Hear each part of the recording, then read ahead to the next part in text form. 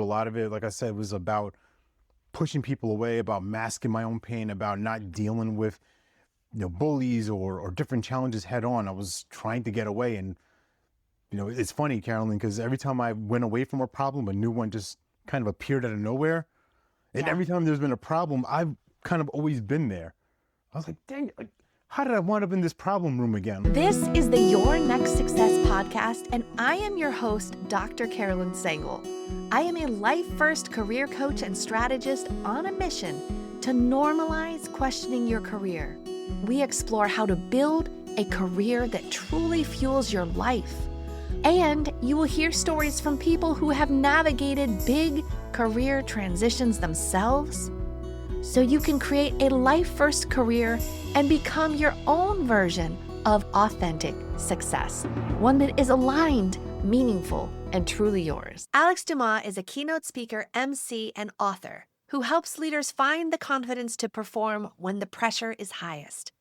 Before he stepped onto the stage, he invested years in caregiving, sales, learning how people hold themselves together under pressure. He is also the author of Win from Within, a book on leading from inner stability. In this conversation, you'll hear how Alex's journey through reinvention, belonging, and self-discovery led him to redefine success, find where he truly belongs, and build a life rooted in being fully himself. Alex Dumas, welcome to Your Next Success. I'm so excited to be talking with you today. No, not as excited as I am to speak with you, Carolyn. Let's go. Let's go. Okay, so we are going to get to all the amazing work that you do today. We'll get to that, including the, world-renowned author, amazing speaker, MC, fabulous, Keep going. fabulous person. Don't let me stop you. We're going to get to all that. Coach, amazing mentor to many, friends to even more. So we'll get to that. And I love dialing it way, way back. So can you help us understand, where were you born? What was life like for the very youngest little Alex? Oh gosh, yeah, if we're gonna take it all the way back. So I was born in this wacky place called Brooklyn, New York. So whoop whoop, Brooklyn in the house, as they say. But I got the Long Island experience. My parents moved to the suburbs when I was about 4 years old. I'm the youngest of four, to be exact. So I like to say that my parents saved the best for last, which is true. Same. But they didn't need to have any more kids after me. they were just Or like, you. they're like, you know what? This is as good as it gets. Like, I think we got it. Like, we had three already, right? My sister, my older brothers. They're like, this one right here, this is David. Perfection. In the statue. They sculpted and found me. But no, all jokes aside, yeah, growing up in my household is wild. If anybody who's watching, if you know about Haitian people from the West Indies, we are an interesting breed of folk.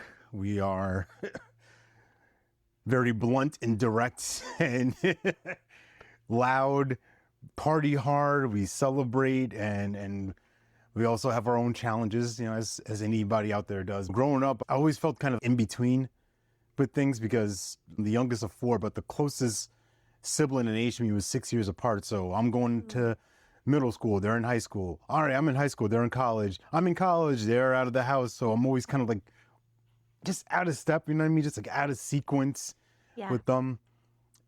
And at school, I was kind of hard to imagine. I wasn't the class clown, right? I was a goofball, always disrupted in class. So for my own purposes, right? I loved an audience, so I got to get the next laugh, right? It's chasing the next high, got to get that next laugh, the next laugh. And that really was my way of kind of keeping people at arm's length because I was really insecure as a kid, not very confident in myself. Like I mentioned, just kind of feeling out of place, not really sure where I belong. And the things I found to entertain myself were music, writing a lot. Loved the wrestling, like watching, like, back in the days, right? Back in my day, it was WWF, not WWE. So I was watching all these things on the weekends, mimicking moves with my brothers and my cousins, and just being a kid. And I love football, love sports, and that's kind of where I started to develop like that identity for myself. Like, oh, I love competition, I love combat, I love contact and tackling people. And football was the thing that kind of brought me back to life because I was just not just drifting along, not really having a purpose. And with that love of football, I retired at the ripe age of 15, Carolyn, because I decided, you know what, I'd rather do drugs than do sports. So sorry to all the dare parents out there. It didn't work for me. Hopefully it works for your youngin, but it did not work for me. I made my own choices, but that's part of, low self-esteem, trying to fit in with a crowd, trying to be something you're not. And that created a lot of years of misery, of mistrust with people, of just being a knucklehead, for lack of a better word, and figured out my way out. Firstly, thank you for sharing all of that. I'm a firm believer that everybody's got different journeys, different things that happen, some to them, some for them, but I know you're an amazing, remarkable human. And so however your story is, it is. That's part of what's made you who you are. And thank you for, for having this be a safe enough space to just share. I want people to be authentic, and no one's journey has been linear, stellar, every Yeah. step amazing. There's highlights and there's things that we wish we could do differently. Yeah. But I'm curious, what did your parents do for work? They're both in the medical field. So my mother was a nurse. My father worked for a hospital in the nuclear medicine department. Oh, wow. They're pretty smart, and education, for anybody who's got West Indian folks, it's pretty much the same playbook of like, you go to school, you get your good grades, you graduate, you get a job, you get married, you die, and then rinse and repeat. I mean, well, sometimes you have kids in between there. So somewhere in there, you Sometimes. have kids, you get like you get one of the pocket phones, right? You start wearing like goofy clothes, you wear the white New Balances and all, like, anyway, That was the thing. but they emphasize education a lot. They were really big into that, and they both immigrated to the States from Haiti. My mom in the late 60s, my father got here in the early 70s. They met, married, kids. That's the story. And when you were really little, what did you think that success meant? Or what did you think it would be like to be a successful? Was that on your radar, or were you too busy getting attention and being the clown, Yeah, I think the attention for me was like the laugh-o-meter, right? Like the more laughs I get, the crazier I would act, and it would just charge up. And it was funny because, I was third grade and I got a progress report home. So, the teacher writes, doing well, progressing, or maybe needs some more help, struggling, whatever. And it was a good report card. At this time, I was a good student. I wasn't always a great student. I was too busy talking to be listening or paying attention or writing notes. But I remember the teacher writing, Alex is really good. He's a great student. He's doing really well, but he's disturbing class a lot. He's talking a bit. And my mom, like, I knew she meant this like as a jest, like, because that's how we are. We like rib at each other. She's like, "Oh, you talk?" I was like, "Oh," like, but I shared it because at home I was really quiet. I was really to myself. I would describe it as really cold because I don't know. I didn't like feeling smothered. I like my own freedom. I like just to do what I wanted to do. And, my parents, love them, God bless them. But like, this is the way it is. This is what we say. This is what you're doing. Kind of like maybe there's a no little other more question. structure, little, I don't know if strict is the right word, but definitely disciplined, and like, Yeah. maybe you just weren't going to bother questioning because you learned it just isn't going to be helpful. Hey, you go to church on Sundays, you do your chores, you go to school. If you have some free time, you play a little bit, but that's it. You do your part.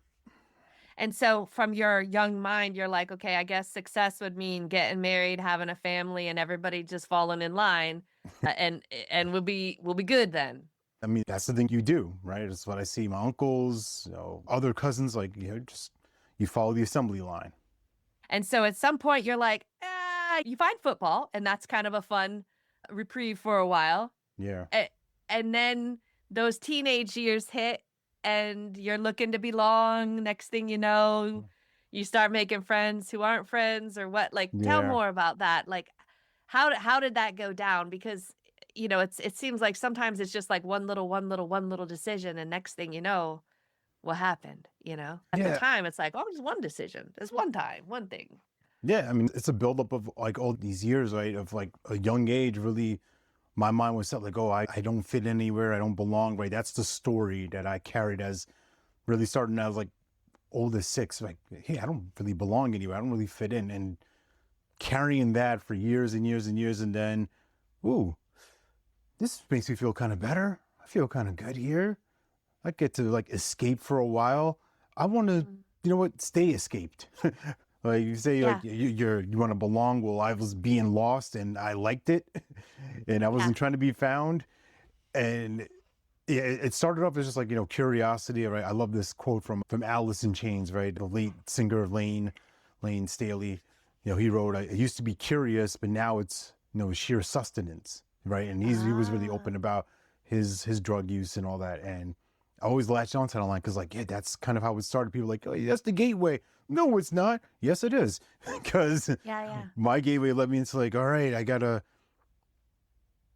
want to do this every day. I want to get high every day, right? And that's where I really learned about like that power of like intention, right? Of how it can work for you and how it works against you. When you're addicted to something, when you have a substance dependency, it doesn't matter what happens, right? Rain, Yeah. snow, or shine, I got to get that next thing. I don't have any money. Well, somebody else has money. I can go take it from them. That's a great idea. Let's do that. All right, there's lockers here. There's stuff in, going back to high school, right? There's my routine would be, all right, where there's athletes, they would throw all their bags like in like this main area. I'll just go to the bag, get what I want, and leave. And that was a very simple system. I was really smart at, all right, there's the system here. I make sure I plant my lieutenants around to look out for me. We split and we go on with their day. And Mm. that was just kind of the routine for years. But a lot of it, like I said, was about pushing people away, about masking my own pain, about not dealing with bullies or different challenges head on. I was trying to get away. And it's funny, Carolyn, because every time I went away from a problem, a new one just kind of appeared out of nowhere. And Yeah. every time there's been a problem, I've kind of always been there. I was like, dang, like, how did I wind up in this problem room again? Like, well, maybe there's something to it. Maybe there's one common element, there's one denominator here that's a cause. But it took a while to figure that out. How did you start to figure that out? Or did your parents realize how, because if they're so busy Hmm. working and doing all the right things, and as kids start to become teens and they don't ask for as much, it's just kind of easy to be like, I guess we're good. All right, you going to school? Yeah, I'm going to Yeah. school. Everything's good. You're good. Okay. But like, when did they notice, or how did that happen? All right, so we talk about discipline, right? So when I was 15, this is actually right before the end of the playoff season for our high school team, and we had been very good team, undefeated, kicking teams' butts by like 20, 30 points, all that kind of stuff. The week of our championship game, I actually wound up getting suspended for school because I got caught smoking a cigarette in the bathroom, and my parents had to come pick me up. This is like early in the morning, like 9:30, so they're not happy about this at all. And I remember, we're in the principal's office. They take me out to the car, right? I'm suspended for 2 days, whatever. And my mom just goes to work on me. She's laying hands on me in the parking lot. This is the morning, right? This is 9 a.m. in the morning. I remember like all the building, like it's glass. Like, so all my friends are seeing this like, Oh, oh no. So first day I'm back, just like, man, people got like ice packs, they got bandages, like they're giving me the business, like, yo, man, you all right? Like, should we call somebody? Blink twice if you need help. I'm like, y'all, oh, well played. Yep, yep, yep. But they never the thing with my family, my parents, they never really addressed it or never really confronted me about it. It was just like, all right, you made a bad decision. That was it. But I think in a sense, like that was kind of like my cry for help to them. Like, hey, like see me, like I'm yeah. struggling right now, but I don't know how to communicate that to you. All right, they don't care. I guess I don't care either. So now that was like the floodgates. Like, all right, we're now full force. Let's try everything and anything we can get our hands on. And that was the goal for the next few years. Wow. And then what happened? How long did that kind of go on? Through college, it really ended. in 2006, which was a really amazing year for me because that was the year that I met this young lady in December 2005, but then in January '06, we became official, like a real couple. And All right. she was a real catalyst for getting me back on the right track. Okay, so but then in high school, how Yeah. did you decide that you even wanted to go to college?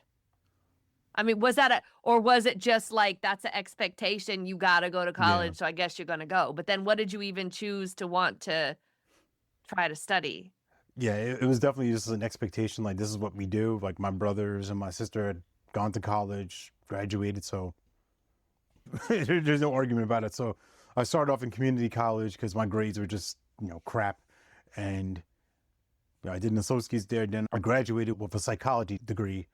And part of that was looking to be a teacher at some point. I earned several master's credits from this university, which no longer exists on Long Island. So even if I wanted to try to like finish up, it doesn't exist anymore. But I was going for special education and elementary education as my major.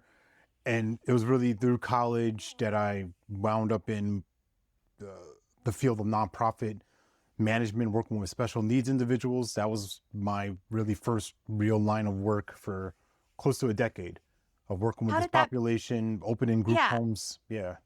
how did that become on your radar? Psychology, I think, was the thing that I gravitated to because I was trying to answer the question, like, what's wrong with me? But like, Yeah. yeah. Because I'm thinking about logically, like on paper, everything is great. I mean, I'm an able-bodied man. I've got a great family. There's no abuse. There's nothing crazy in our family. Like I'm living a pretty much a regular middle, suburb life of, barbecues on the weekend, pool here, and go to a friend's house, ride my bike, right? No real imminent dangers, no gunshots, there's no gang violence really around. And yet I'm miserable. I'm unhappy. Like something's not, the math isn't math. And like, what's the thing underneath Yeah. all of this? So psychology became an interest, but then how did special ed or how did that become an interest? Yeah, it really just came about through this job. So my final year of college, I'm like, man, I got to make some money. I got to figure some things out. And I landed a job with this organization that houses special needs individuals. So the unit that I was assigned to had 10 residents, but these are all gentlemen ranging from like 14 to like 27, autism, cognitive impairment, cerebral palsy. And most of the time they had very challenging physical behaviors. So punching, biting, kicking, spitting, you name it, I've received all of it. And I think it was just like the first thing I fell into, but as challenging as it was also exciting for me to like work with these individuals, help them with their daily living activities, trying to teach them things, take them out into the community, help them with their finances and paying for things, and just getting to see them do more things independently. And I think that's what kind of drove me and kind of seeing myself do them, because I always felt like an underdog or overlooked or underappreciated. So you have these people here who have been really discarded, right? You could physically see like the how different they are from other people. It's like, people like stare, gawk, look at them, or like shy away. Like, it's like, you don't understand them. I got to know these gentlemen. I got to be with them Yeah.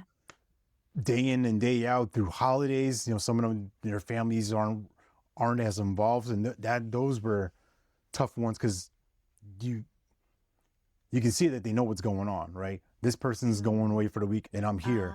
Like, nobody cares about me. So I think I found some kinship with them in that regard. You saw the beauty of the person beneath any behaviors that they were displaying. Yeah. Like you saw through the stuff that other people made them shy away or made them scared. You saw through that and you're like, no, I see this beautiful person here. Yeah. And I want to do what I can to help this person have a nice day. And Yeah. and we can have a good time together. And I don't know, after they got to know you, did they have less behaviors or they still ended up? It gave me a great lens of like looking at like what it's like to set the scene, right? And just not to be perfect, but trying to make less variations of things. Because like something changes, that throws somebody off, it now it puts them in a mood, right? And it could be the simplest thing. It could be I didn't cut the corners of this sandwich, or I didn't lay out this particular outfit. They didn't like these colors, right? Yeah. But you get to know that over time, and I think it became easier because like you get to know like, all right, these are like the trigger things. So I constantly constantly aware of like, all right, watching, observing, and even when stuff had to go down, they rip a shirt of mine, scratch me, punch me. All right, you got to be a professional. You can't take it personal. It's like, okay, reset. You're here to service them as almost like a client, right? You're taking care of them. You're a caretaker of them. So if this was someone in my family, would I want to treat them would I want to treat them in a different way? Like, no, I'm going to be with them. And we have lots of fun, right? They my guys would always maybe laugh, we crack up. We have a good time, especially the ones especially like the guys who are nonverbal, because like there's all these little tics, all these little cues, these little things that they do. And it's the funniest things because like they start opening up and they'll have kind of like this twinkle in their eye about something, or they're like about to do something, like, some of them had strict diets. So they can't eat, all these sugary things. Yeah. I remember this one time, we usually like lock up stuff in the pantry so people don't food steal. I hate to say it like that, like you keep the food away so they don't steal, but like it's for their diet and it's for their health. So one person forgot to lock this door, and I just remember I didn't see him, but like I felt like the wind pass by me in the room. I just felt like somebody sprint. I was like, what the heck? And these are the things in these types of roles where if you suspect something, like you better go follow up like ASAP. It's not one of those things you pass the book like, oh, well, I guess nothing's happened, just my imagination. It's like, no, I got to investigate, and I see my man in the pantry, and he's going to work on these cookies. I mean, he is. And then you gotta keep a straight face. I want to die laughing off the top of it because it's the craziest look. Like he's in there for 2 seconds and he's like Hannibal Lecter with cookie crumbs on his face.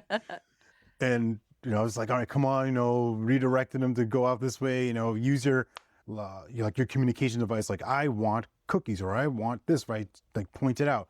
So you get to turn those things into teaching lessons, but you also have to remain in the moment of knowing you can't black out like, hey, what is wrong with you? And now I've escalated something where I could have redirected and just been like, okay, we're going to get out of here. Tell me what you want, and give them the opportunity to make the dignity of making that request, and not feel like, all right, you're wrong for taking. Yeah, you did wrong. Like, you and I know you did wrong. Now let's make it right. Let's regroup. That had to be great, like pre-training for parenting. Jeez. You know what I'm saying? Like, I feel like I didn't learn those. I would be the one yelling that you did something wrong. If the kid would only have had they wanted cookies, or they wanted whatever the thing. It was just like, man, if only I could have worked in a group home, then perhaps I may have gotten better skills. Well, again, but you could fall in love with the people. The families were really supportive. They're always grateful for the work that we did, because it is tough work. So anybody who's in that direct support professional role, anyone who's a caretaker, my heart goes out to you. If you're a teacher, I'm team you, because it's not easy. So at one point of time, you meet this beautiful young lady. Is that who became your wife, or just a random beautiful? Yeah. Booed that thing up. So she inspires you to be a better person, or you just decide you want to be a better person to be that person for her. But how'd y'all meet? Oh gosh. So have you ever heard of this thing called MySpace? Yeah. At this point, this is December 2005. This is my last year in college. And as I said, on paper, things are going well. I've got a job. I've got a car. I'm getting set to graduate in the spring. But I'm also a mess. I'm still using drugs. I'm an addict. I'm just depressed. I'm in my world. I'm just in the cyber world. So this is like the bloom of YouTube and chat rooms and all this stuff. So I'm just spending my days like trying to be a Mac daddy online. That's the best way I could put it. And I come across this young lady's profile who's friends with another friend of mine.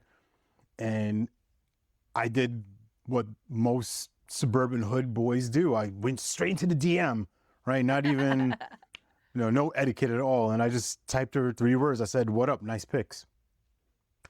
Not even That was what's up, it? because I'm from New York. Right? We have to condense it. What up? Like WADDUP. What up? Nice pics. And somehow she responds back. And it's like, we exchange AOL buddy information. I know this is like the corniest thing in the world. And she actually lived like the next town over from me. Like she's like less than 10 miles away. Oh, wow. And she reaches out to me one night. She's like, "Hey, I'm bored. Want to take me out?" I'm like, "All right, sure, whatever." And like we go see King Kong, the movie, like with Jack Black. And that was our first date. Then we hung out some more. And then in January, I was like, "All right, I guess, it's us now." And that we had hung out. I walked into her door. So I walk into the door, and I think we both kind of sensed like something different was about this night. Cause like, first of all, I never did that. We had we had literally sat in my car for like 4 hours just talking, talking. And then I made my move. I stepped on her foot and I smooched her. So Sarah always joked, like, "You never actually officially asked me out." I was like, "Yeah, I just took you. I'm a caveman. Like, you, me, woman now, me step on foot." And it's been us ever since. Oh, wow. She has a lot of grace, right? To answer the what up and to see past the you stepped on her foot. Yeah. And yet, hey, it's 20 years later. So It was an accident. My cat does that when she thinks she doesn't want me to move away. Like she puts her paw on my foot, like I can't move. Oh, you're here forever. Right? Exactly. You can't leave me. All right. So now how did that progress then? Then you graduate college and then Yeah. what happened? Now you have this, beautiful lady that you want to spend the rest of your life with. At what point did you know? She tells me like, "Yeah, I pretty much knew like within the first month, like, yeah, I think I might be with this guy for a while." Ah. And, as guys, we're like, "What?" Whatever. That's cool. But so yeah, that's in 06. 07, we wound up moving in together, and gosh, those stories, those first apartments are like, oh man, just 2 young kids, not in. Anyway, that's a whole nother story. Of like not anybody who's ever moving out of your parents' house, make sure you look really thoroughly where you're moving into. Just open the kitchen cabinets. I'm gonna just put it that way. Imagine what your life would be like if your career aligned with who you are, what you do best, and actually fueled the life you want. At Next Success, we support all ages and stages through career transitions, from students exploring majors or careers to job seekers actively searching or reimagining their next move to professionals committed to self-awareness and leadership growth. Stay connected and explore what's possible at nextsuccesscareers.com and follow Next Success Method on LinkedIn, YouTube, Instagram, and Facebook. Was the rent affordable? We're living in the basement of someone's house, right? That's how we do in New York. And we have these wonderful little bugs with us that we just missed, or we didn't open, like, you know what I mean? We didn't do the thorough research. But yeah, I proposed to her in December of 07. And then we set the wedding for our anniversary day, January 9th in 2010. So we got together on 06, married on the same day. So fellows out there, if you're thinking about marrying your lady, see how you can leverage one day. I'm not the smartest in the room, but like there's a couple of moves that I made and I'm like, bro, Einstein has got nothing on me. You don't have to remember but one day. That's pretty good. After college, I was pursuing my master's, so I was still in school for the next year and a half, working at different special needs providers, and that was what the work was for a while. And then I switched into disaster recovery. In New York, we had this storm called Sandy, Superstorm Sandy. Yep. So I was part of that rebuilding effort of helping out homeowners, and I wound up getting laid off from that. And this is kind of tying back into the creation of me as who I am now in front of you, right? Speaker, MC, all this kind of stuff. Because 2015 was what I would describe as like the year from hell, where, again, gave you like a spoiler alert already that I got fired that year. But if we want to rewind time before that, that was in July. I got laid off. In April that year, my son was born on a Wednesday. So yay, hey, woohoo! I achieved the dream of 2 kids, a wife, Long Island, dogs. Like, life is good. I got the stamp. Yeah. 3 days after I wake up to a voicemail from my dad. After midnight. Usually there's no good messages after midnight. There's no good phone calls after midnight, and he lets me know that my mom had passed during the night. It's like, oh, ouch. It wasn't unexpected. It wasn't a sudden thing. Her health had rapidly declined like 6 months prior, where she fell and broke her leg. She fell again, broke her hip, had strokes. I mean, it was just like a crazy 6 months of just decline. So now coming back to July 2015, right? Grieving son, unemployed, exhausted, emotionally unavailable for my wife, for my rising kindergartner daughter, and I'm trying to build a business at this time. How did you decide, where did that I want to build a business even come from? So we rewind time again, right? October of 2014 was a crazy month between my mom having her fall and my wife and I learning that we were going to have our baby boy. And fear is a great motivator. I'm like, I got to do something. I got to make some more money. I'm working my full-time job, but I got an extra mouth to feed in a few months. So what can I do? What can I do? What can I do? Hey, there's this opportunity my cousin shared with me like a couple months before that. All right, let me go take a look at it. Let me see if it's for me. It was financial services and the insurance realm, training agents, booking people, recruiting, all that kind of stuff. And I didn't listen to my spidey sense. I don't think this is really gonna be for me, but fear being the driver, all right, I just got to do it. I just got to go all in and I was doing all right, but all of these circumstances, I was just emotionally spent, and there was no time off, right? There was no time to lick my wounds. It's like the show goes on. You got a newborn, you got a kid, you have your wife who's recovering, like time to get on the field. There's no time. And God gave me time because that crashed and burned, but it wound up being the best thing for me because the year after 2016, now for you who are following along, I tuck my tail in, go back to corporate, but that job introduced me to this line of work of speaking, of coaching, of personal development, because that was their target market as a payment processor. So I got to go to conferences. I got to survey websites all day, talk to these people, prospect them, respond to inbound leads. And, just going to these conferences, I'm like, this is what I want to do, right? Seeing people sell from the stage, people are making more in a weekend than I'm making in a year. I'm like, I can't, how do they do that? So you show up at the conference as a vendor, sort of like you're working a booth, offering a job that you don't even like, that you're doing because you have to have mouths to feed and you're trying to be an adult, but yet you see the other side of the table, all these other coaches and all of that as that. It's happening for you, not to you, but you just didn't know how that puzzle piece was fitting in at that time. I mean, it happened the way it was meant to happen. And I was just like fascinated. I'm like, man, I gotta learn about this stuff. And I shared that. That's 2016. It's not really until 2022 where I get on the field, so to speak, and MC an event and speak for the first time in front of like live people.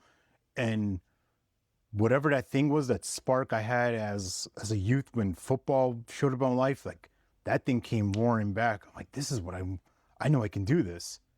And I think that's like one of the first real experiences I had of feeling like kind of uncaged, unleashed, but like really sure of myself. Like, I can do this. This is easy. I know how to be with people, mobilize a room, and keep things going. So I'm like, I got to learn how to do this. And it's been a pursuit ever since, whether it's been joining Toastmasters or National Speakers Association Carolina chapter, or talk it out community, just being in the mix of leaders like yourself who I always take something from, right? I'm like, oh, I like how they did this. I like how they said that. All right, how do I incorporate that into what I do? Or is there room for that? Is there space for that? So when did you go from corporate Alex to going all in on independent business solopreneur Alex? Yeah, that came about, I would say probably, is it 2020? Yeah, I think in 2020, I was still working a corporate job, and we had obviously had to switch to remote. And I was working for a coach. Actually, let me just tie this all in together. So the first conference that I ever went to on behalf of that sales job, it was for this coach who lives out in North Carolina, and they were our biggest vendor. So, we represented for the company's behalf. And they were the person who was making this offer, this 5-figure offer for a year-long program. I'm like, wow, gee golly, this is so cool. And then I wound up working for her company a couple of years later. So, Wow. like I said, their business model were live events. So fall event, spring event, 300, 400, 500 people, you name it, pack them in the room, sell courses and keep them moving.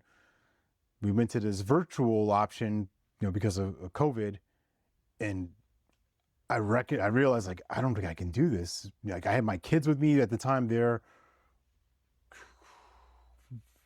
5 and 3,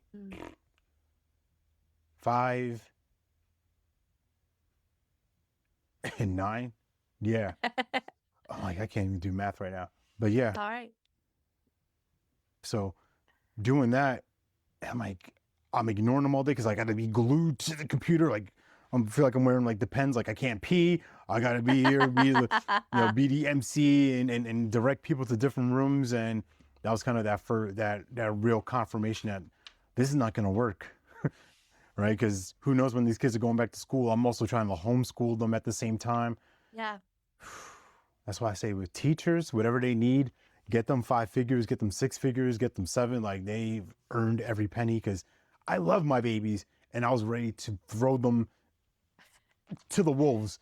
And you had special skills. You had already developed special skills working with those guys before. Yeah, but too. I can imagine 25 rugrats who are not my own. Like, Lord, give me strength, serenity now, because these children are going to drive me crazy. So yeah.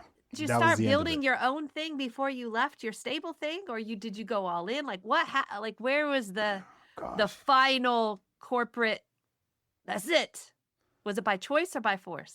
Yeah, that was it. It was by choice, because it didn't make sense for me to do this anymore. Of going to this place I did not particularly enjoy, to do work that I wasn't really thrilled about. And, a couple of years before that was where I started doing more coaching, like in 2018, podcasting. And I thought, hey, let's go. Let's give it a go. Let's give it an honest go. And let's see what happens. Wow. That's cool. Crazy talk. Crazy talk. So how did you get involved, or how did you find out now wanting to, you saw some of the speakers, and you mentioned Toastmasters and of course National Speakers Association North Carolina chapter, which is how I met you. But how did you even come across those sorts of places that help people be better speakers? I knew about Toastmasters for a while, but I was never able to make it out to meetings back in New York. We moved to North Carolina in 2017. So I always wanted to join it, but it just never worked out timing wise. And then I found this group in downtown Raleigh, High Noon. So shout out to High Noon Toastmasters, whoop, whoop, in 2022. But that actually came about from a virtual meetup where I met a couple of people who were in that club, and also met this guy. His name rhymes with Larry Long Jr. On LinkedIn. So Larry had, had dropped the seed about NSA Carolinas. I didn't really know what National Speakers Association was about. So I think just from him planting that seed, and then, just being in the mix with other speakers, growing, developing, and getting more active on LinkedIn, starting to see that name here and there. And I don't remember what it was that maybe like initially signed up. I think I was just like, I think if I want to go pro, I just got to go where the pros are. And I didn't even, I didn't really know about NSA Carolinas. I I didn't attend any meetings prior to it. I didn't go to any second Yeah. Saturday meetings. I was just like, looked on the website. Okay, I'm going to just go and register. And that was in January 2024. And I didn't really do much with my membership probably the first 8 or 9 months. I've attended a couple of virtual meetings, and maybe I'd went to one second Saturday, and then one day, I think it was last year in 2025, Larry asked me to cover for him one day. I'm like, all right, yeah, sure, I'll cover for you. And I told this at the last one I just hosted for y'all, but I'll share with the audience now. You get to be in the room a little bit. So we have an annual banquet for NSA Carolinas every year in June.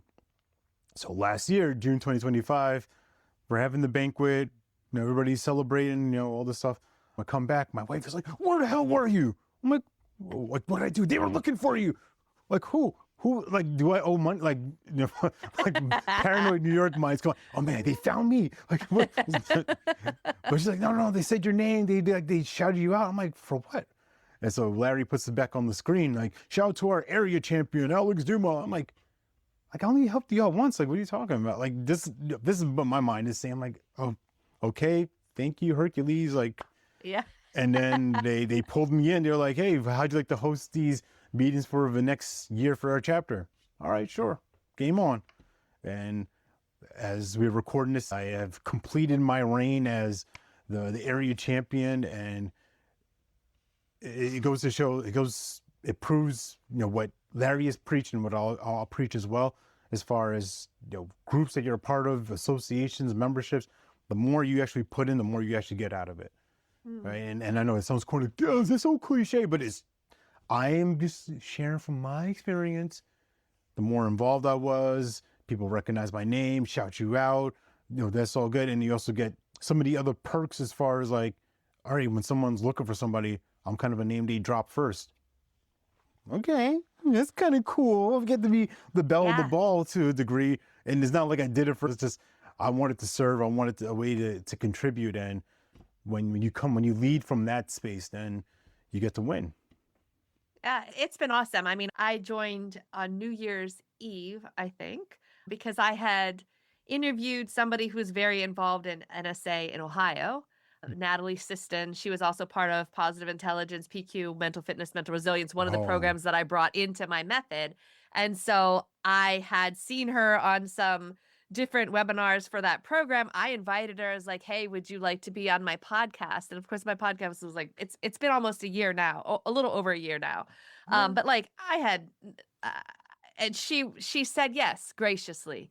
And then she was like, oh, wait, you're in North Carolina. You should join NSA. And she said that. And I was like, okay, all right, but what is NSA, right? And then she was traveling in between Christmas and New Year's. They have a daughter that's getting ready to be college age. Her husband is a professor at Ohio State. So like, why do you need to take your kid on college tours? But okay. So she takes her kid on college tours and she's like, I'm going to be in North Carolina. Would you be able to meet up? And I'm like, that's next level human right there. Yeah. You're taking your family on a trip and you're going to meet up with people that you know that you've met virtually and you're inviting them to come out and meet you and your family on, I think it was New Year's Day. Okay. Dang. And so I decide I'm going to go meet her and her family. And then I was like, well, dang, I can't go show up and meet Natalie and tell her I didn't join NSA. So I go to join on New Year's Eve because I'm starting my new year off right. And when she says, did you look into NSA? I could truthfully be like, yes, I did. And I go to meet up and it's like, I didn't ask. I just thought, but you know, he's done this I'm special and she knows other people too. Right. So I show up at this meetup and there's all kind of people, including Larry Long Jr. And I'm like, he's like, NSA. And I was like, oh my gosh, I just joined. He's like, I just saw that last night. And I was like, oh, so now it's real. Yeah. And then he tells me about second Saturdays. But this is the thing. You got to listen when somebody tells you about an opportunity their Yeah. opening, and Natalie was so amazing and inclusive and kind to then, that led me to getting to know about Larry. And then he's inviting me to Second Saturday. And I'm like, well, of course I will. And then that was the first time um, that I had met you, but you had made that just such a welcoming and inclusive environment. You took time to like get to know my name, right? Because like it's Carolyn, but it's spelled Caroline. But like you made it's so simple. It's just so simple what it Yeah. takes for somebody to be feeling like they're seen or heard or valued. And I genuinely appreciate the experience that even from the first interaction and then seeing you every month since. So if anybody's looking for an MC or a speaker, or you want to have an author, or you're a coach that wants to know how to win, you, Alex, are absolutely somebody that if they can't hire you, you don't have the budget for Alex, come and see me. But they should hire you. So yeah. Now I've seen you've been doing lots of virtual presentations, some local emceeing, speaking. Like, do you have a favorite thing that you like to do? Mm. Coaching, emceeing, or speaking? It varies on the day. I would say I probably love emceeing and event hosting most. I think that's the fun for me. I think that's where I get to bring the best of myself because nothing's, yes, there's a run of show, there's a game plan of like an idea of what we want, but would you know that sometimes plans don't always go how they're Yeah. supposed to go? Sometimes things get broken and defunct and you have to think on the fly. And I think I enjoy that piece about it the most, about just, all right, what can I come up with? What can I create? Or how do I patch this up? Or like, it's like Tetris to me. I'm like, okay, I always know what to do. And I think that's what I enjoy about it. Is like, when you're speaking, when you're doing like a full on presentation, I think of it as like, I'm the cool uncle who gets to show up like, yeah, what's up, everybody? High five. Yeah, I'm the cool guy. Say some words, pictures. All right, peace. I'm out. Yeah. As the MC, like, I'm dad. I'm in here from start to finish. I'm paying attention to the speakers. I'm paying attention to the timing, to the room. So just making sure the AV is good, making sure that the attendees are feeling welcome. And I think that's what I really enjoyed about Second Saturdays, is about just getting to be the host. It's like, hey, Yeah. welcome in. Who are you? Come sit here. Have you met this person? Right? It's something I can do all day. So now, well, how do people work with you? How do people find you? So you can find me at LinkedIn mainly, right? Alex Dumas. Look at the face, hear the voice. If you connect with me, you will likely receive a voice message or a video message from me. So it's not AI, it's not a bot. This is the real deal. So you can either find me there or on my website, speakeralexdumas.com. And there are just plenty of ways to invite me to your next event or your next conference. So we definitely need to talk, friends. Awesome. And now from this vantage point, how do you define authentic success for you? Authentic success. I'm going to go tap into old Frankie Blue Eyes, right? And just do it my way. But your wave of grace, right? Of what has built me so far has been these different rooms I've managed to find my way in. Some I recognize like, all right, I need to get out. Some like, oh, I really like how it is here, but then maybe I've overstayed my welcome. And it's not saying like you use people, mistreat them, but you just got to find your space, find your tribe. And it's been a lot of trial and error for me. And there's more rooms that I haven't even seen yet, but I think being authentic and successful means being curious enough to find that out, right? Being brave enough to know that, all right, I'm going to have to step into a community that I don't know. I don't know how they're going to receive me. Am I going to be too much? Am I going to be not enough? Or what if I just show up and I'm me and everything's going to be what it's going to be? Like, I have no control over anybody. Like, man, that Alex guy, he's freaking loud. He's obnoxious. Oh, this guy comes with weird games. He's unprofessional. Like, does he even like button his top button? Like, let's get a load of this guy. He wears sunglasses indoors. Like, weirdo. Or I can get in my head about that, or just be, you know what? I'm satisfied with who I am. I'm happy with what I do, and I like being around the people that I do it with. I think that's authentic success right there. Oh, well, thank you so, so much, Alex, for telling more about your story and for being a guest on Your Next Success. I can't wait to continue to celebrate you and see how you grow even more, even better, even more impactful audiences. I just really appreciate all the work that you're doing. So thank you. I appreciate you. Thank you for this platform, and for your friends, your listeners out there. I have a gift for you. So Carolyn will put that in the show notes, but it's been a pleasure and an honor. Thank you, Alex. Appreciate you. Appreciate you, buddy. Thanks for listening to Your Next Success with Dr. Carolyn Sengel. Remember, authentic success is yours to define and includes aligning your career to support the life you want.